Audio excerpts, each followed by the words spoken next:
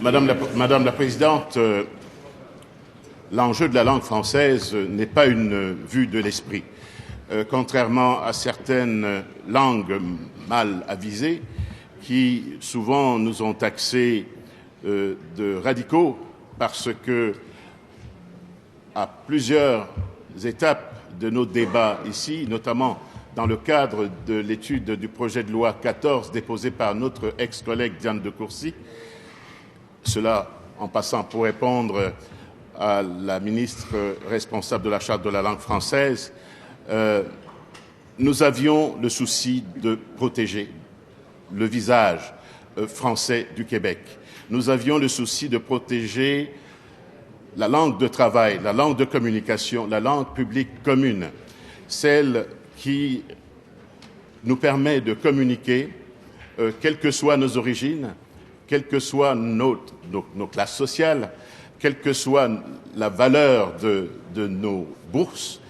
Et c'est celle qui, ma foi, Madame la Présidente, permettra demain au Québec, à l'intérieur de cet océan. Un instant, Monsieur le député, j'aimerais qu'il y ait un peu plus de silence. Il y a une personne qui a la parole ici, et c'est vous, Monsieur le député, alors un peu plus de respect, s'il vous plaît.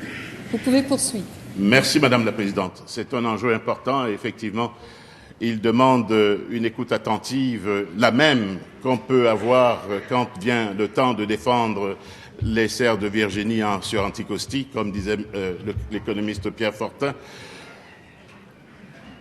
La langue française, Madame la Présidente, toutes les études en font la démonstration, que ce soit l'OQLF, que ce soit l'IREC, récemment encore, qui nous démontrait mathématiquement comment le français perd du terrain, notamment dans la grande région de Montréal, où atterrissent chaque année près de 80% de notre immigration, totalisant entre 50 000 et 53 000 individus, et dénotant environ 43% d'entre eux qui ne maîtrisent pas la langue.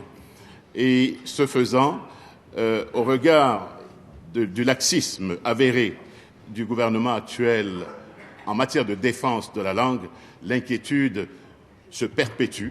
On voit aujourd'hui dans le Devoir 3 articles allant dans ce sens-là pour nous interpeller, pas seulement nous les politiques, mais l'ensemble de la population. C'est un enjeu qui doit nous préoccuper. Nous sommes, Madame la Présidente, 2% de parlants français en Amérique du Nord.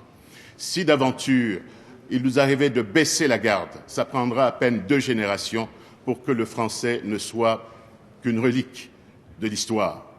Et nous n'aurons plus que nos larmes pour nous, disons, apitoyer sur notre sort. Madame la Présidente, c'est un débat qui ne devrait pas engager de la partisanerie.